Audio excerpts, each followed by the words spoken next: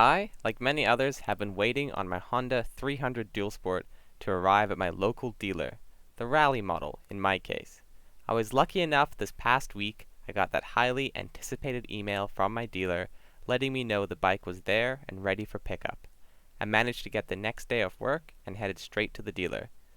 First impressions of seeing the bike in person after drooling over it in videos is that it is sleek and well put together, that it looks way bigger than other dual sports and quickly draws your eye.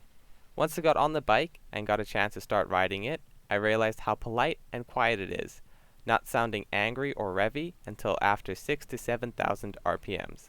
The clutch is also wonderfully smooth and shifting is fluid. After riding it out from the dealer and around town, the plan was to put it on a motorcycle carrier on the back of the SUV and bring it home.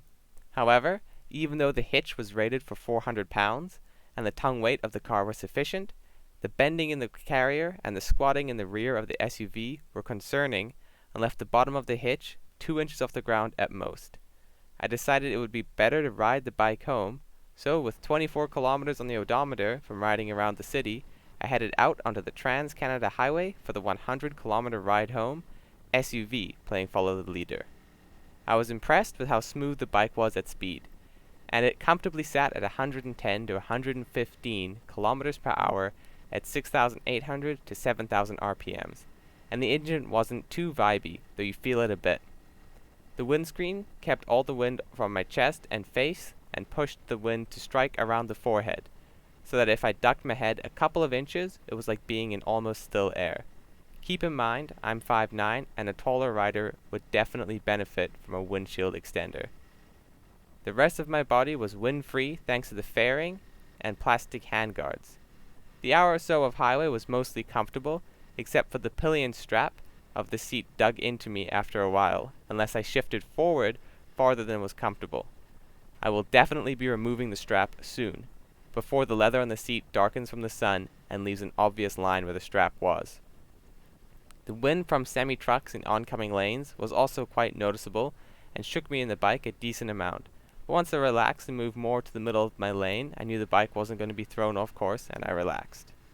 I got the bike home safely and headed out on the route I had planned to ride as my first ride with a buddy on his 250L.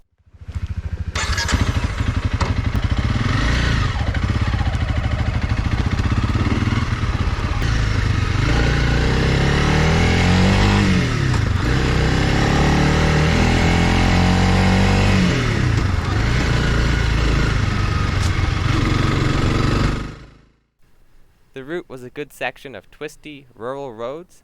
Here 4th and 5th are a dream, and they sat right in the power band around corners, ready to pull once the road straightened out.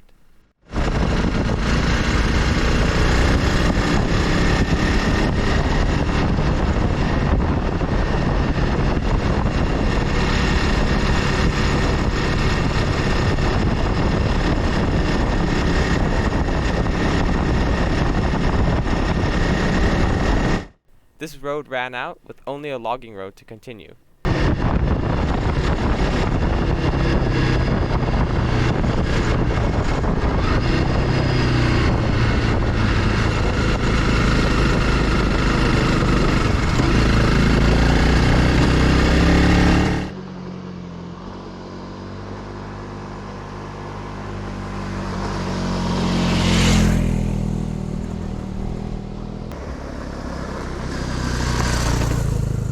We took this, and after some time this turned into an unmaintained road, and we continued on, hoping to reach a cell tower at the top of the mountain as our destination. The route was no trail, but was on the rougher, rockier, more overgrown side of passable in a truck.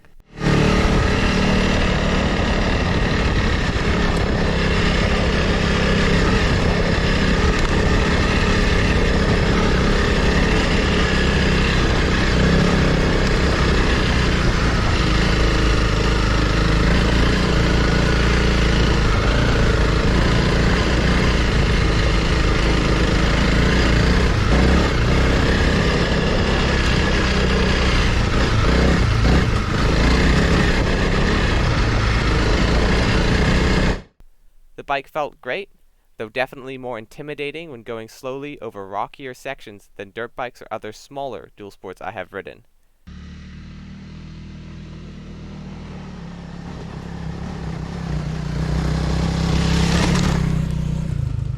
When we were close to the tower and the path was beginning to climb more steeply, we came across a wildfire that must have popped up from recent lightning since last time I checked the fire map. BC is currently full of wildfires after the recent record-setting heat wave we had.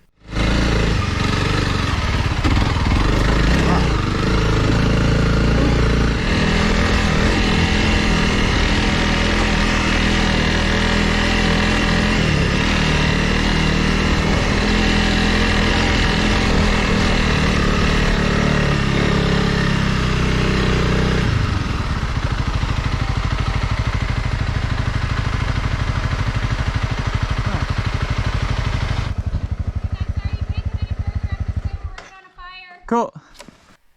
We were politely told by the firefighters that we had to turn around. This is Canada after all. So we turned around and rode back down the rough road.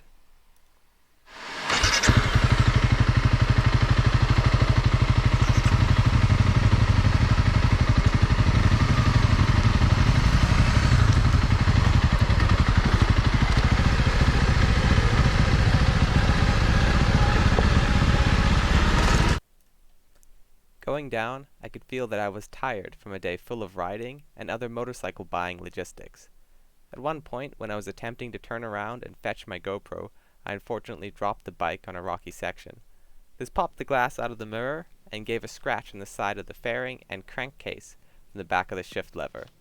But other than wounding my ego and taking a little bit of that new look out of my bike, no damage was done, and I'm happy to report that the side fairing and handlebars seemed to block the tank from hitting the ground and getting dented quite well, and that even with a mostly full tank of gas, the bike was easy to pick up, and I got back to riding and tried to forget that I just dropped my brand new bike, and headed off again.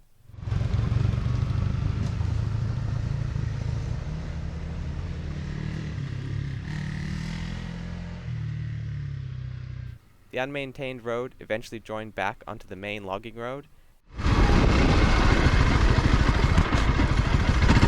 and we were spat back out onto the twisty rural road as the sun was getting low.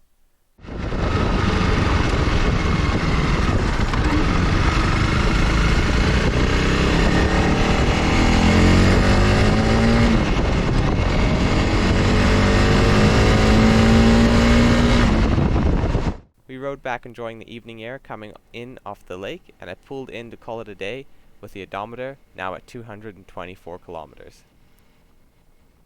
I think the CRF 300 Rally has great potential for this kind of riding. I rode it out from the dealer, around town, 100 kilometers on the highway, and 100 kilometers of mixed on and off road, and I never had to worry about running out of gas or the bike not being up to the task. I think this may be the perfect dual sport for BC and other similar areas that have vast logging road and trail networks connected by rural roads and highways, where it's possible to go for hundreds of kilometers between gas stations or Starbucks. And I think that the bike absolutely has potential to take on gnarlier stuff, but it will take practice and skill to get comfortable on the rougher terrain, more than it would on a lighter or smaller dual sport. But all in all, I can't wait to see what adventures I can get up to on this little Honda. I'll be putting in the work to improve my ability to be able to use the bike to its potential. If you're interested in seeing more on the 300 Rally and other outdoor adventures in Canada, stick around. I've got some stuff planned, including a more in-depth review once I've put the miles on. Until next time, have fun, ride safe, and try not to let a couple of scratches or cracked mirrors get in your way of exploring. Thanks for watching.